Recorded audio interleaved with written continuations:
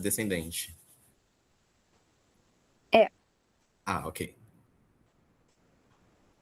Só isso, obrigado. obrigada a você. Qualquer coisa pode falar. Enfim, gente, falei sobre o potencial pós-sináptico, sobre a sinapse química. É bom saber, gente, o papel do cálcio. E a gente vai ver aqui que vai participar do acoplamento eletroquímico. Então, o potencial de ação ele vai chegar no terminal e vai abrir os canais de cálcio, voltagem independente, como a gente viu ali. Quando abrir os canais de cálcio dependente, ele vai fazer a fusão de vesículas e o neurotransmissor ele vai ser difundido na tenda sináptica, como a gente pode ver aqui, ó. O, os neurotransmissores indo lá para o receptor, porque o cálcio foi lá e induziu a fusão das vesículas. E também sobre a terminação. Vai participar da recaptação e da degradação. Gente, tem um vídeo muito legal também sobre isso. Eu vou mandar lá depois pra vocês. 3D, gente. Aí é bom pra entender, entendeu? Quando eu tive essa matéria, eu tava vendo esses vídeos 3D, porque é legal, né? A gente ter essa parte mais visual. Ué, peraí, tinha mais. Aí não tá indo.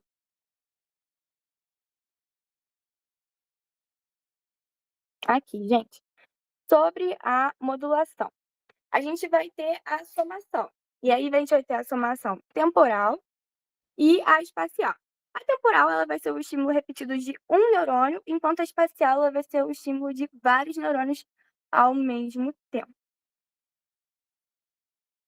E também a gente vai ter a inibição pré-sináptica e a inibição pós-sináptica. A inibição pré-sináptica ela vai ser o neurônio modulatório, vai fazer a sinapse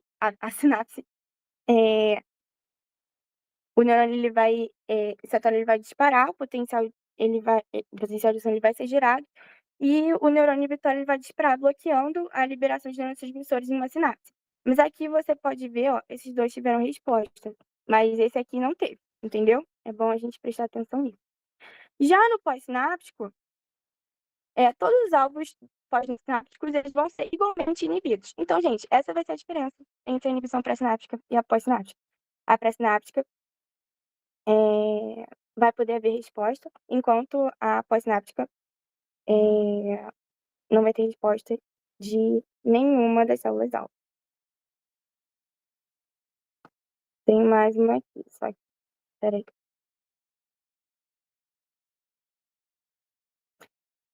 Outra modulação de inibição vai ser o mecanismo de controle por degradação enzimática. E aí a gente pode ver aqui nessa imagem. Ele vai ser o processo onde enzimas específicas na tenda sináptica elas vão clivar o neurotransmissor, vão quebrar o neurotransmissor. Assim como a gente viu lá que vai clivar o ATP, aqui a enzima vai clivar o, o neurotransmissor.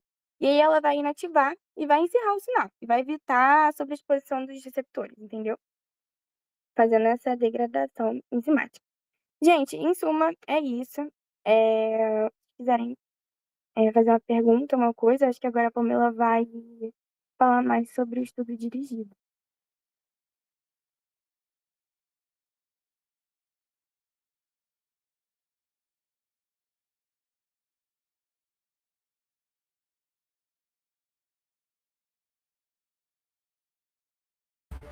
Pessoal, sobre o estudo dirigido, me falem quais são as dúvidas, o que vocês acharam, porque a parte B, que o Santiago, pelo que entendi, ele não falou em aula, né? Tá bem explicadinha nos slides que o Zoe mandou no grupo. Tá assim, tudo explicado. Então, queria resolver dúvidas mesmo, responder para vocês. Podem falar, quem quiser abrir o chat, digitar no chat ou abrir o microfone, podem ficar à vontade.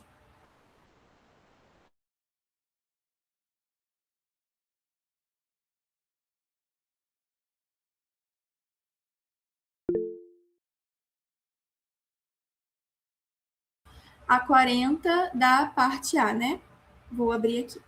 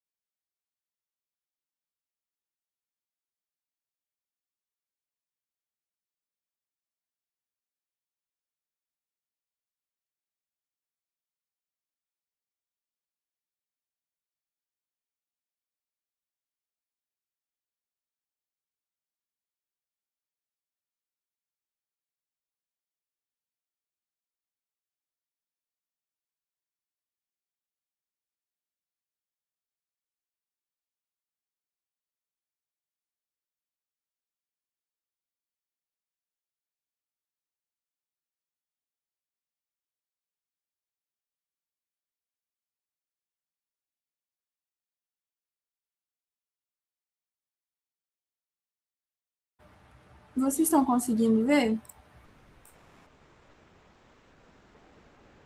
Dá pra ver sim. Show. Então vamos lá.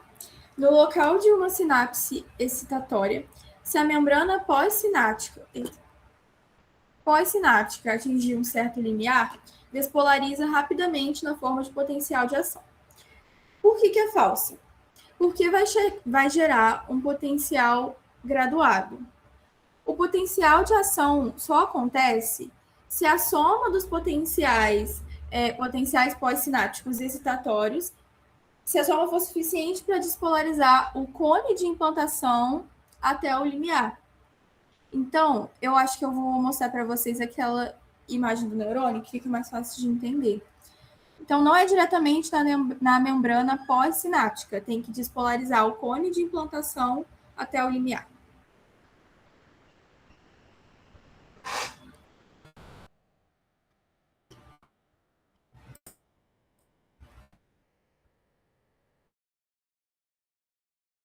Eu vou compartilhar aqui para vocês. Assim, se tiver dado para entender, me falem, mas eu acho que visualizando o neurônio fica mais fácil, porque é no cone de implantação que vai acontecer, que vai gerar o potencial de ação.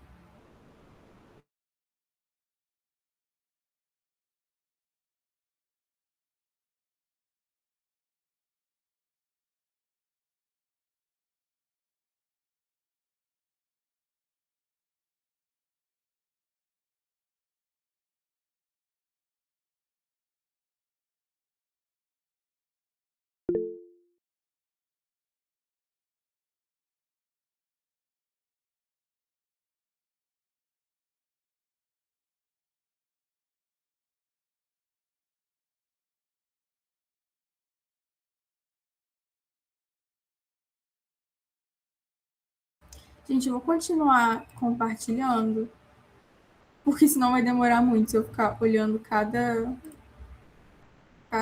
dúvida e voltando. Mas então me falem quais são as questões, se alguém puder abrir o microfone, me falem para eu ir passando aqui. A 4 foi uma delas, não foi? De dúvida.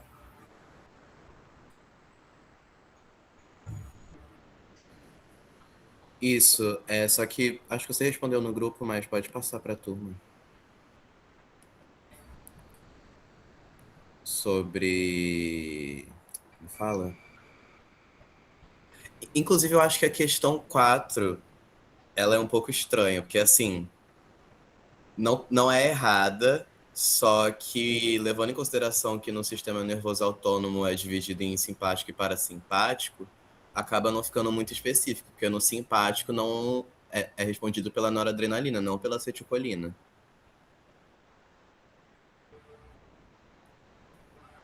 Então não sei se quem estuda vai levar em consideração só o parasimpático ou o simpático. Sim, tem umas questões assim de Santiago que são muito confusas, que a gente realmente não sabe o que leva em consideração. O que ele estava pensando quando criou isso.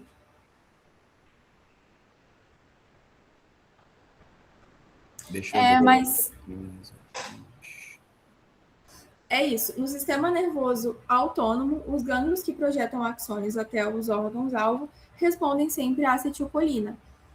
Vai ser verdadeiro porque tanto na via simpática quanto na parasimpática vai responder à acetilcolina, colinérgica. Quer dizer isso?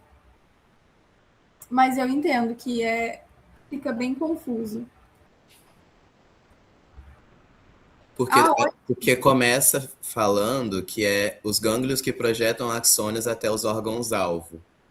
Porque no parasimpático tem a fase pré-ganglionar, o neurônio pré-ganglionar no caso, e o pós-ganglionar. Só que no simpático não tem isso, se eu não me engano. Sim. Exatamente. Essa aqui eu acho que já falaram no chat, mas aqui estava verdadeiro e foi erro nosso mesmo. Essa aqui é falsa. Não são todos os axônios que são mielinizados. A explicação estava certa, só aqui em cima que estava escrito verdadeiro. Tem muitos axônios que não têm bainha de mielina, e aqui temos exemplos. Fibras de dor, fibras do sistema nervoso autônomo. Não são todos que são mielinizados. A 22 é verdadeira? Deixa eu ver. Potenciais graduados podem ser despolarizantes ou hiperpolarizantes. Sim. Ok, então, tá certo. Mas você tem uma dúvida específica sobre essa? Então, é porque eu pensava que era só despolarizante, não hiperpolarizante também. Talvez porque eu me baseei muito no gráfico. Inclusive, o Santiago ele não chegou a trabalhar com a gente a parte B da prova. Calma, eu vou responder essa parte primeiro e depois falo da parte B. Ok. Mas sim, eles podem ser PPSE, potencial pós-sináptico excitatório, que vai despolarizar, ou inibitório, potencial pós-sináptico inibitório, que vai hiperpolarizar. Eles não vão ser sempre excitatórios. A parte B, eu posso falar dela com vocês. Eu não ia passar por cada questão, porque tá bem, eu vou até colocar aqui, ó, que tá bem explicadinho o porquê de cada coisa. Mas eu posso ir É porque eu não falando. entendi muito bem a estrutura da parte B mesmo. Ah, sim. Eu nunca fiz algo muito parecido, assim. Eu não sei se o que tá, por exemplo, potencial de equilíbrio do Na+, fabrica a bainha de mielina. Não sei se eu tenho que ligar um ponto no outro. Entendi. É isso que eu não entendi muito bem. Uhum. Ó, por exemplo. Nossa, eu queria voltar lá no início. De um lado, no caso, o lado com os números, né? Calma, eu vou ler primeiro. Estabeleça a melhor correspondência entre os termos das duas colunas. Tem isso também, que tem que ser a melhor correspondência. Porque, às vezes, se você parar para pensar muito, um termo pode se ligar com dois, mas ele quer que você coloque o melhor, entendeu? Sim. Que faz mais sentido. E aí, é exatamente isso. Em uma coluna, tá os números, né? E você vai colocar os números que se referem à definição na outra coluna. Então, a célula de Schwann, deixa eu ver qual número que é. É o número 12. Uhum. Aí, do outro lado, fabrica bainha de mielina. É logo a primeira opção. Aí você vai colocar 12.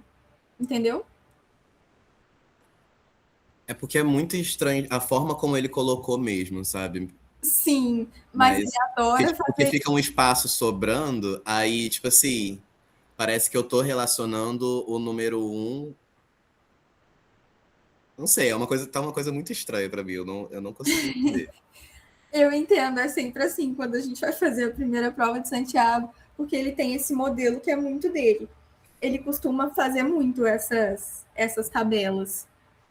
Mas é isso, com o tempo a gente vai acostumando. Mas você entendeu bem? Sim, sim. Colocar Não, o agora eu entendi. Porque, tipo número assim, na eu definição consegui fazer diferente. a relação de alguns termos ali, só que eu não entendi o que que esse meio era pra fazer, porque uma coisa não tinha nada a ver com a Entendi. outra. É isso, é para você ir preenchendo com os números. Então tá. Tá, ok. Pessoal, calma, eu não tô vendo o chat. Tem mais alguma dúvida sobre o estudo dirigido? Pode falar. Então, ele explicou a C1, mas teve gente que ficou na dúvida na sala. Ele falou que voltaria, mas acabou que não deu tempo e não voltou. Você poderia explicar um pouco essa questão, por favor? Posso sim.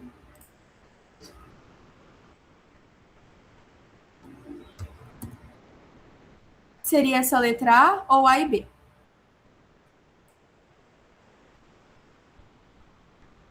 A e B. Show.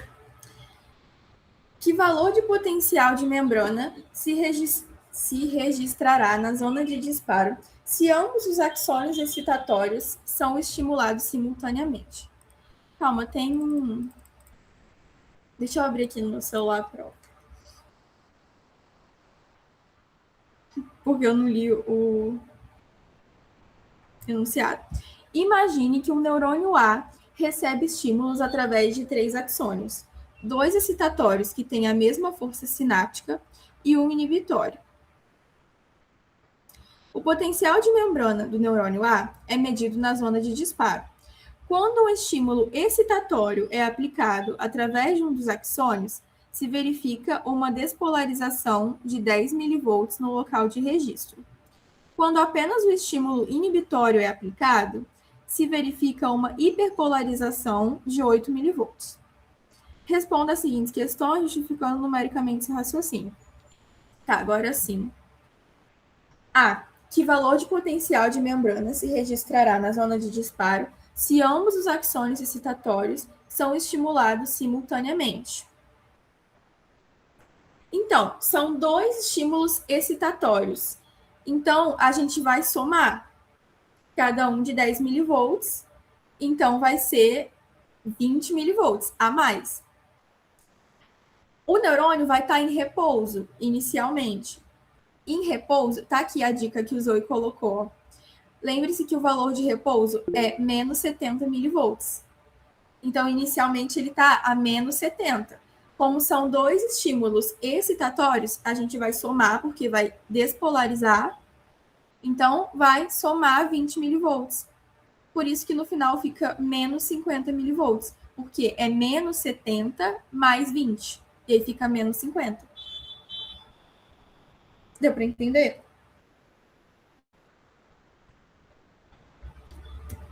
Deu sim, obrigada. Nada. Agora B. E se os 3 estímulos fossem aplicados simultaneamente?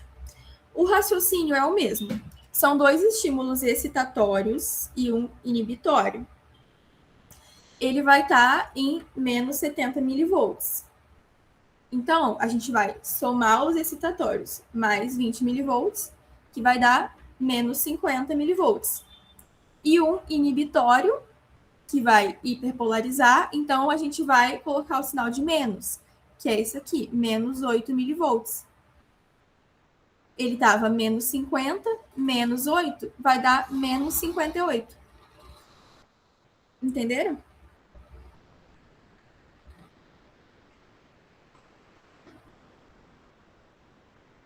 Ai, que bom, gente. Tem mais alguma questão? Podem ir falando aí. Eu só fiquei em dúvida numa situação quanto à bomba de sódio de potássio. Porque eu tinha entendido que ela era importante tanto para começar o potencial de ação quanto para terminar.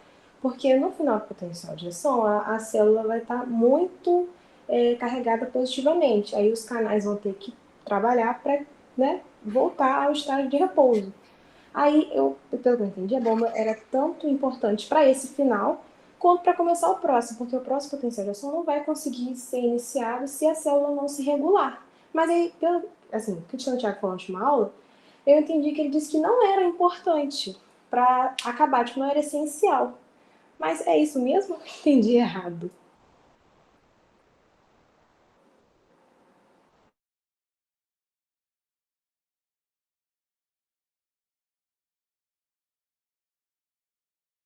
Então, é porque ela é fundamental.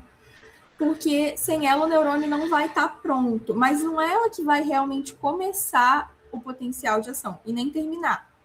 Entendeu? Então ela é muito importante. Mas ele não vai começar por causa dela. Digamos assim. Ela vai manter o gradiente de concentração, o que vai criar as condições para o neurônio poder disparar. Por isso que ela é essencial. Entendeu? Mas o potencial de ação, o início, né, que é a despolarização, vai acontecer porque os canais de sódio, dependente de voltagem, vão se abrir. Não pela bomba exatamente. E o fim do potencial de ação também vai acontecer principalmente porque vai sair potássio pelos canais de potássio, não exatamente pela bomba. Entendeu? Mas ela é muito importante, porque não é ela que vai disparar, que vai fazer o potencial de ação acontecer, mas sem ela também não daria certo. Tá bom, entendi. Obrigada. Nada.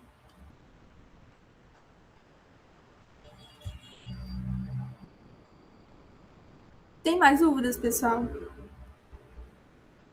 Oi, boa noite. Vocês me escutam direitinho? Eu tô ouvindo fiquei mais ou menos. mais ou menos. Calma. Mas pode falar. Eu fiquei Tá baixinho, mas eu tô em conseguindo dúvida. entender.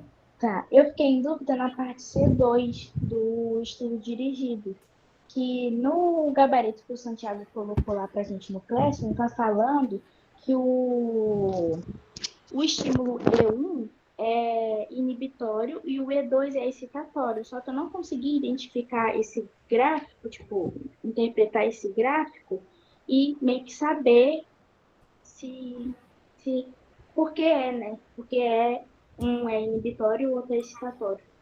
Sim. Eu vou compartilhar aqui e vou explicar para vocês. Obrigada. Nada.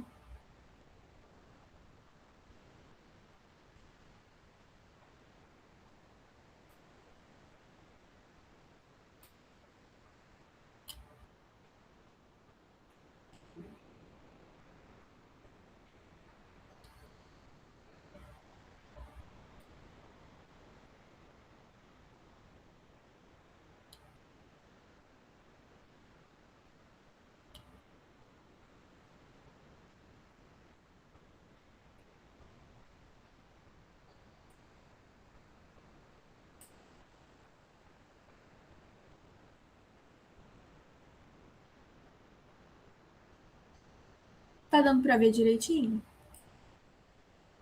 Sim. Então. No início, o neurônio tá ali vendo sozinho, né? Ele tá agindo sem estímulo nenhum, que é esse início aqui. Aqui. O E1 vai começar em 10 milissegundos e vai até 70. E o E2 começa em 10 e vai até 40. Então, a gente identifica se o estímulo é inibitório ou excitatório observando a frequência aqui do disparo. Então, ele estava numa frequência antes de receber estímulo nenhum, que é essa frequência aqui. Eu não sei se vocês conseguem ver o cursor do mouse, tá dando para ver? Eu não tô conseguindo ver, não. É, porque eu posso. Mas eu tô Pode falar. entendendo que é essas listrinhas mais juntinhas, né? Isso, exatamente. Essas mais juntinhas aqui. Ele tá disparando normal, sem estímulo. Aí vai começar o estímulo 1 aqui em 10 milissegundos. Repara que com 1, em 10 até 70, a frequência vai ficar menor. Tá vendo que os risquinhos vão ficando mais separados? Porque diminui a frequência. Isso significa que ele é inibitório. Se a frequência tivesse aumentado, ele seria excitatório. Então, por que, que o 2 é excitatório? Porque quando ele entra, aqui em 10 até 40, a frequência vai aumentar. Tá vendo? Onde ele não tá, onde tá só o 1, a frequência fica bem menor, porque o 1 é inibitório. Mas quando o 2 está, a frequência fica maior. Não vai ser igual antes, porque tem esse 1 aqui que é inibitório, então é como se ele estivesse atrapalhando. Mas com o 2, a frequência vai estar maior do que só com o 1. Então ele é excitatório. Entendi. Muito obrigada. Nada. Mais alguma dúvida, pessoal?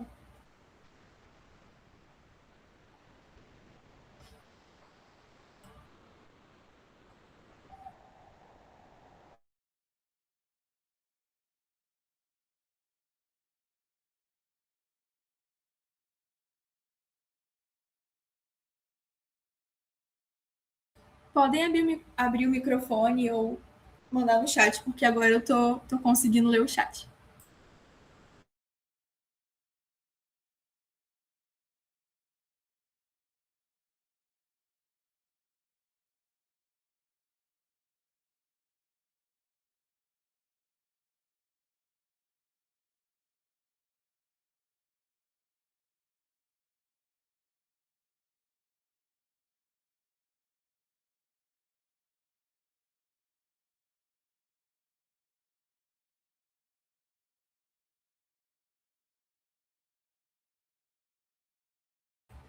Pessoal, 3 minutos.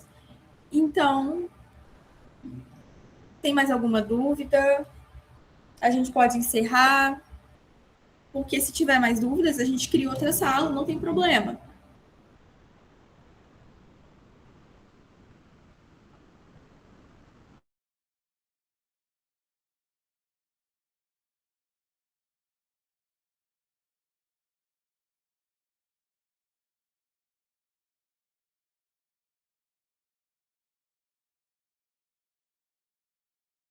Pessoal, vou encerrar aqui então.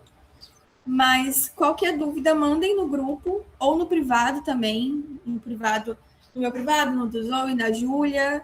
Podem ficar à vontade. Não precisa ter vergonha. E espero que a gente tenha conseguido ajudar um pouquinho vocês, que a gente tenha esclarecido umas questões. E é isso, pessoal. Até a próxima.